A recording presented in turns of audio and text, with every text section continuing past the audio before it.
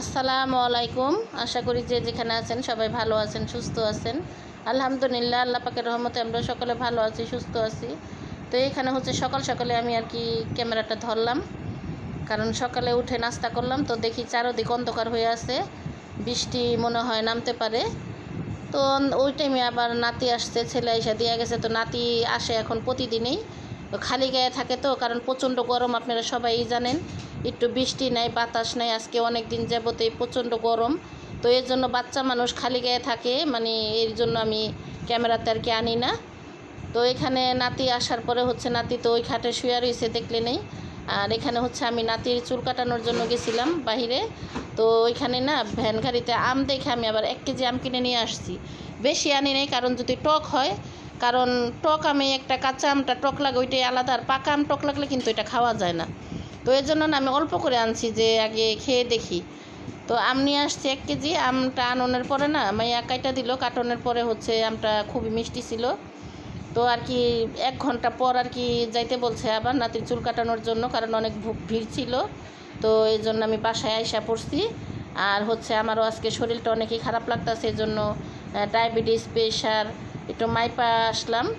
তো ডায়াবেটিসটা মোটামুটি ঠিকই আছে, কিন্তু প্রেশার অনেক হাই।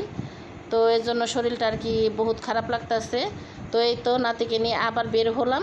তো 2টা বাজে যাইতে বলছে, তো এখন কিন্তু 2টাই বাজে। 2টায় নাতিকে আনলাম, আইনে আর কি খাওয়ালাম।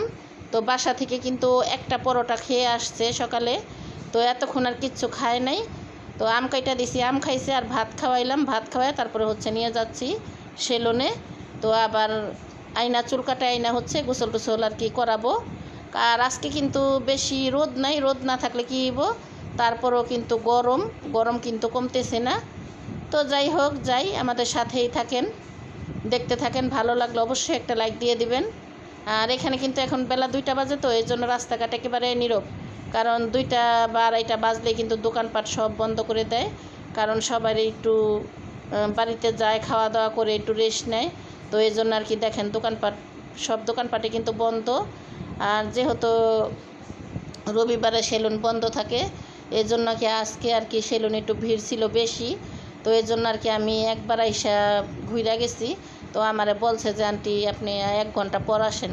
তো এই জন্য আমি আর কি 1 ঘন্টা পর আসলাম। আর আমার নাতি তো একটা নাচর বান্দা, মানে যেইটা শুনবো আর যেইটা বলবো ওইটা বলতেই থাকবো। তো এই তো অবশেষে আমরা আর কি চেয়ার খালি পেলাম। তো এখন কিন্তু আমার নাতি খুবই খুশি। আর এতক্ষণ কিন্তু আমার একেবারে আমার কান ঝালাফালা করে ফেলছে, কারণ ও দাদি কখন হইব, মানে এই তালবাহানে, মানে এই যে ছেলেটা যে চুল কাটতেছে এই ছেলেটা পর্যন্ত হাসতেছে, হ্যাঁ হাসতেছে, আর বলতেছে এই তো এখন নিয়ে যাবো।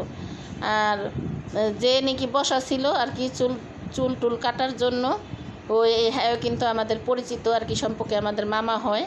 তো উনিও হাসতেছে, বড় আব্বা তুমি এরকম করো না, এই তো আমার হয়ে গেছে, আমি এখনই নামবো, আমি চলে যাবো, এখনই আমার হয়ে গেছে। তো এটা আর কি বলতেছে। তো এই তো আমার নাতি কিন্তু অনেক বিরক্ত বোধ করতেছে, মানে চুলগুলা কাটার সময় ও মানে যে নাকে মুখে চুল পড়ে, তো চোখের ভিতরে চুল গেছে, তো এর জন্য কিন্তু অনেক বিরক্ত হয়েছে। তো এখন আমার বলতেছে দাদি আমি তো অনেক বিরক্ত হয়ে গেছি। তো এখন বিরক্ত হইলে হইব বলেন, চুল তো কাটাই লাগবে, কারণ এই যে গরম না, ঘামে একেবারে মাথার কপালের দিক দিয়ে চুলগুলো বেশি বড় হয়ে গেছিলো, দিক দিয়ে খালি ঘাম পড়তো। তো অবশেষে আমাদের চুল কাটা শেষ, এই তো বাড়িতে চলে আসলাম। এখন আমরা গোসল করব, খাওয়া দাওয়া করব, তারপরে হচ্ছে আমরা রেস্ট নিব। তো এই তো গোসল করা শেষ, আর এই তরকারিগুলাই তো গরম করতেছি। আর আমরা কিন্তু ডিমও আর কি রান্না করব, কারণ ডিমও রাখছি সিদ্ধ করে। তো এখানে এখন এই তরকারি দিয়ে আমরা ভাত খাবো। আর নাতিকে তো গোসল করাইয়া খাওয়া দাওয়া করাইছি, এখন নাতিকে বলছি তুমি শুয়া থাকো। আর ঘরে কিন্তু আমাদের বাসায় আসলে ও একদম ঘুমাতে চায় না, কিন্তু বাড়িতে ঘুমায়। আর ওই যে চুল কাটতে বসছে না, ওই টাইমে আর কি ঘুমায় গেছে গা।